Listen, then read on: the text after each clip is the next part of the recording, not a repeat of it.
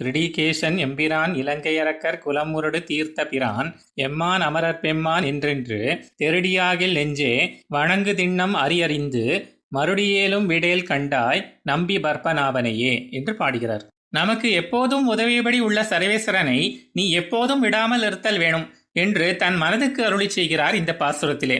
10 இந்திரியங்களின் வசப்பட்டு நின்ற எனது மனம் என்னும் இந்திரியத்தை நியமித்து அதன் மூலம் அவனை அறிந்து கொள்வதற்காக அளிக்கப்பட்ட இந்த புலன்கள் உலக விஷயங்களில் ஈடுபட்டு தகாத வழியில் சென்று விடாமல் அவற்றை கொண்டு அவனை மட்டுமே அறியும்படியான பெரும் உதவி செய்தவன் சர்வேஸ்வரன்.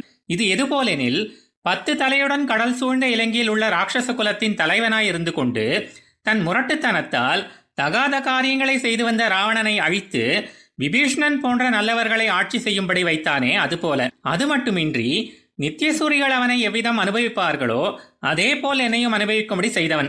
இவ்வாறெல்லாம் கூறி என் மனமே உனக்கு ஞானம் இருந்தால் அவனை குறித்து உரைத்தபடி பலமுறை வணங்கி நிற்பாயாக. இந்த அறிவுரையை ஏதோ சபையில் கூறிய வார்த்தைகள் என்று மறந்து விடாமல் நீ விரைவாக பற்றி உறுதியுடன் இருப்பாயாக.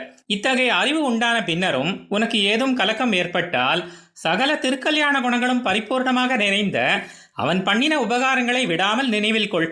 அழகிய தாமரை மலரை தன் திருவயிற்றில் கொண்ட பத்மநாபனை நீ அறிவாய் அல்லவா என்று தன் மனதிற்கு எடுத்துரைக்கிறார் ஆழ்வார்.